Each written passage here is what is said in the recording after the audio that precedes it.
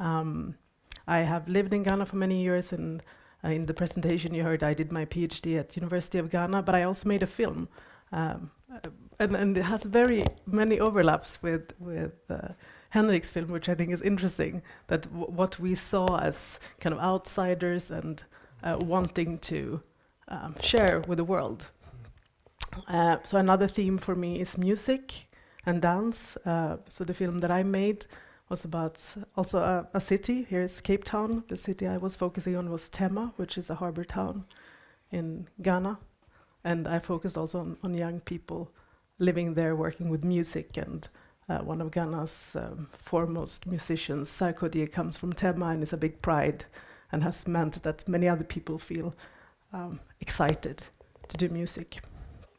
I know there was also a session on decolonizing the university here during this week. That's something that I've been working with too. How do you decolonize a classroom? How do you work with knowledge in a way that is not marked by the history and by the colonial view of what is knowledge? And I think this, of course, has no easy answer, but it has to do with co-creation, has to do with listening to young people. So those were some of the things that I saw. Excellent, Kaisa. So this is back. Excellent, Kaisa. Now to you, Henrik. Quickly.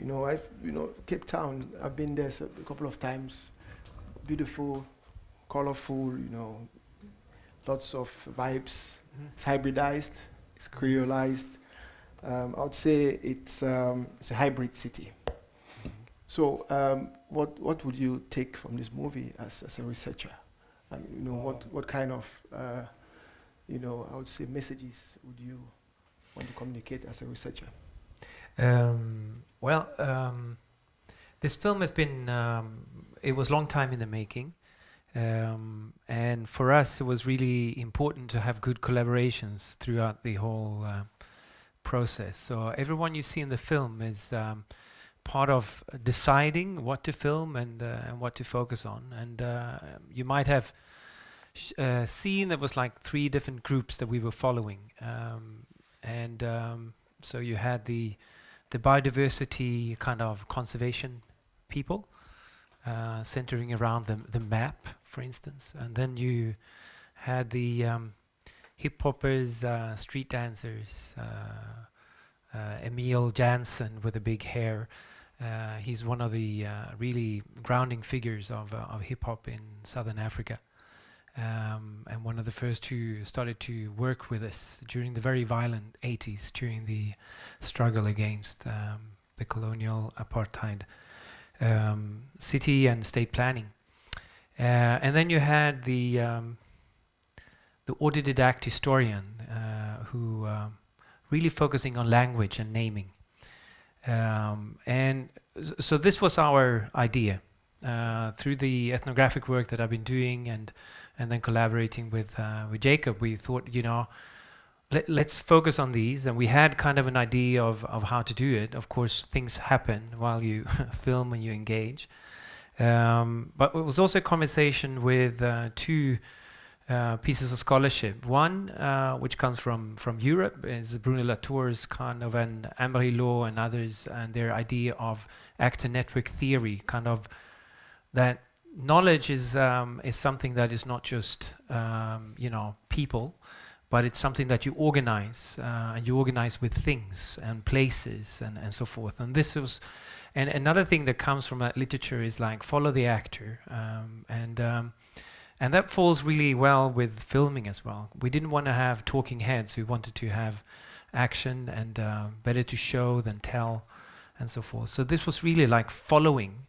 But then there's another conversation with Pramesh Lalu, who is a historian, post-colonial historian at the University of Western Cape, who wrote a book called The Deaths of Hintsa.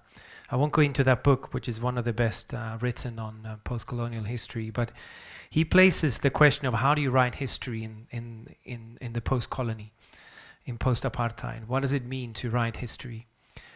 Because we know that the archives were structured by the colonial and the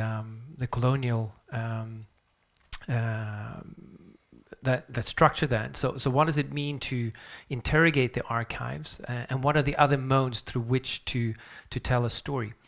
And one of the core questions that he places in this book is that it's not just that the archives are biased, it's also that they distribute agency in very particular ways. So the only one who is able to take action and do things is the white man, whereas all the others, those that are othered, become objects of that power. And this is where the challenge is. So on one hand, the film is on one hand it's a kind of an intervention into the discussions on the actor network theory and the organization of knowledge and how we can approach that as scholars. Where the film, we think the textured kind of qualities of the film brings qualities. And the other one is a conversation with Pramesh around how do you write history in the post-colony, where the film and the medium of film and the register of film helps us to challenge and kind of work very constructively, we think, around that question. So, there's many things that I have that I will surely, there are more questions. One thing that I could mention as well, we never screened the film on this kind of display. We screened it when you project the film. And this is a very digital kind of wall. And the coloring was off. The darker tones became too dark. So this was not intentional. So I never thought about this, and so this is something that we might need to have another version of the coloring, which is very interesting and very important to do carefully when you're filming different kinds of skin color that you have in a film like this, and something that we worked very hard with. But in this, when we were watching it here, it was not the best result, unfortunately. But I think the message, actually, that movie is filled with a lot of messages, I would say. One message, which I would come back to you, Kaisa, just briefly. You talked about knowledge, and what resonates in there is local knowledge, and the role that plays in the African society today, and society that has been disorganized, for generations. So, Kaisa, what do you say local knowledge has to do with, Africa's future? How should Africans, build on what they have as local knowledge? Because there is a threat that the knowledge will disappear. There was a discussion in the film where they talked about the separation between children and elders. Correct. And therefore, you couldn't understand your local language, you couldn't understand your local songs. And I think when you separate, which apartheid means separate, but when there are many things that, for me, I came to think about separation, but there's also continuations. Another example that was brought up also by the self-taught historian in there was the continuation between the historical and church practices that we maybe see as modern now, speaking in tongues and walking in a particular way. He connected to traditional ways of dancing and moving. So there is a continuation that we might not know, but is still there. So maybe it's not really possible to erase knowledges. They are stronger than that. The stories remain. So for me, I'm have to take your earring off. Okay, it disturbs. I can easily do that. No problem. It's okay. The knowledge is still here without the earring or not. Yeah. So I'm not so worried about that, but I think what is important, if we bring it back to this university setting, is that what knowledge is allowed to be there. As an example, when I studied at University of Ghana, I was shocked to learn that you couldn't study Akan or Ga or one of the main languages in Ghana at the University of Ghana. If you couldn't study it there, where could you study it? And these are big language groups. Akan is spoken by more people than Swedish, right? So it's there. I think universities have a big role to play, and universities have to remember that they should serve the people of their area. Otherwise, they're not doing their job. Excellent. Thanks, Kaisa. And my own reflection now, that I've gathered, I think some of it has been touched already I'll be quick so that we can give room for the beehive and your own reflection. I see a lot of messages coming out. Ecological, there's a lot in there, and that touches both, the Western knowledge and, of course, the indigenous knowledge. You have the cultural, the social, the political, the economic, and the religious. And these aspects all have been influenced in different ways, in the past to give you what you saw today, given South Africa as a case. But it's not restricted to South Africa. You find that in most of the cities in the continent. But South Africa is a special case partly because of its history. And the cities, Cape Town and others have evolved in the same, I would say, the same logic that created them. That's my own observation as well. So that apartheid, he said, he made a statement there, the teacher, that they did a good job. And I've heard that statement in the US when somebody said they did a fine job. That he put it that way. They did a fine job in dehumanizing, domesticating. You have dismembering, disorganizing, and of course creating a system where you divide and rule. And the movie has that. You get it. A lot of it. But then those are dark sides. How do we move on? And as researchers, as students, as people who want to look into these issues, I think this is an area for research. Like Kaiser said, in the universities, even in my home country, Cameroon, you don't find, we have about 250 different dialects. They don't teach no one in the school. So that brings us again to the political, where the educational system is still colonial, largely. If you go on to the legal system, the same, and that's the same with Cape Town. But then I think it's an area for research, because the future of the continent would have to be shaped by African culture. That's my own take as an African and as a researcher. Because we find the institutional arrangements there are largely, the formal institutional arrangements, you find that they're largely in disaccord with the informal. The informal now being the local knowledge is, the kind of things that the Rasta was talking about. Those way of life, you don't find them in the formal arrangements. They're more or less absent. So you have the policies are copy-pasted in most cases, and you wonder why we still struggle with basic needs like water and sanitation. So I think looking into the African way of life as a big continent, too big to be led, and tapping from there, is unique. And he made it the Rasta made a nice quote there, that if you use that style of dance and the way you dress, you'll be unique.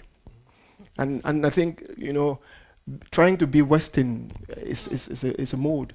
And that is also the colonial past. We can't deal with it, but I think the strength is in the African, culture, which more or less was disorganized and dismembered. So now it exists as something which is primitive and archaic. That's my own reflection. I think we can now transit into the beehive. So we were thinking, we just have 5 minutes left of the formal program, and we invite everyone to stay behind a few minutes after that, if you can. But we wanted everyone to really be heard about what you thought about the film, and maybe what scene, there were many different little scenes, stood out to you. So we thought, being teachers, we'll do this as a beehive.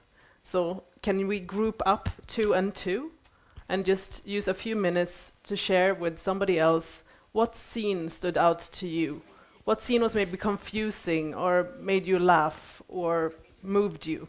So let's take 4 minutes to do this, and then we'll hear a few before we wrap up.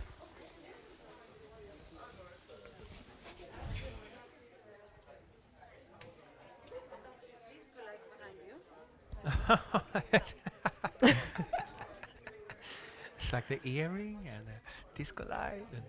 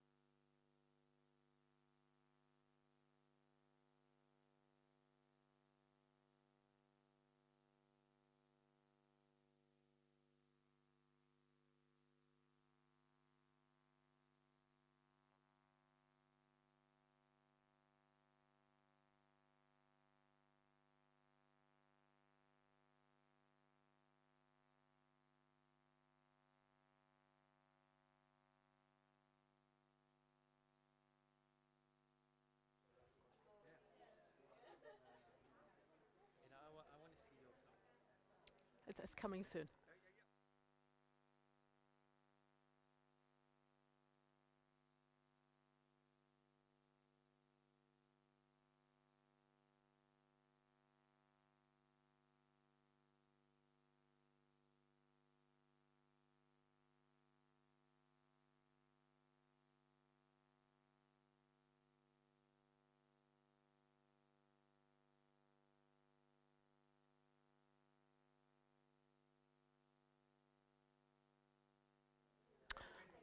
Okay.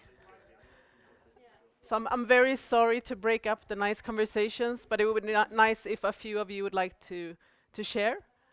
Maybe over here. Did we have any interesting scenes? Yes. For me, You have to keep it close. okay, that's fine. For me, the scenes that I couldn't understand the language. For instance, the scene in which the woman was crying, and the one that the guy was talking in the ancient language was moving because it made me to focus more on the face expressions, and I mean I could get the vibe more deeply. So yeah, I could guess why you decided not to use subtitles. So, Very good points. Anyone here want to share?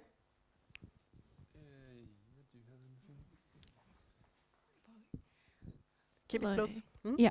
So, like Andreas, yeah, he said that like most of the time, like in the movie, there's no music behind that, except the scene that when those friends they're dancing like hip hops and adding the classical music. At first, like I like we couldn't understand like why did this music, but based on I guess is that maybe is try to say that this is a kind of their priceless show, like the show that they made by themselves, like what is it called, like an expensive show, like in an opera house. Yeah. But in this case, it's their own opera house. That's what I understand. They were on a enlightened stage. Somehow. Yeah, of Yes, course. And okay, the audience is the children there. Okay. Yeah. Thank you so much. Let's take a last comment from the group over here. Anyone? Would you like to say something? It was a really good movie, and it was really interesting to see also the cultural aspect, which I've mentioned, that culture really doesn't die. It changes form and it's hard to erase. And seeing how they merged the b-boying with the traditional Khoisan and seeing an active push against colonialism and just taking back culture, but also modernizing it so that it can persist further on and teaching that to the generations. That was really powerful, because sometimes back home, anything associated with traditional culture is viewed as evil, especially when it comes to when faced against a Christianity background. So it was really cool just seeing the visceral image of like Africanacity, if that's a term that can be used, yeah. What a fantastic end to the official program, but as we said, we encourage everyone to stay behind for a few minutes and speak a little bit more about the film together. So thank you all for coming, and I think we'll continue just after we... Yeah. So we just those want to who give need the to chance to those who have something. You should be able to walk, and leave if you want to. But we will continue right after the applause then. Yeah.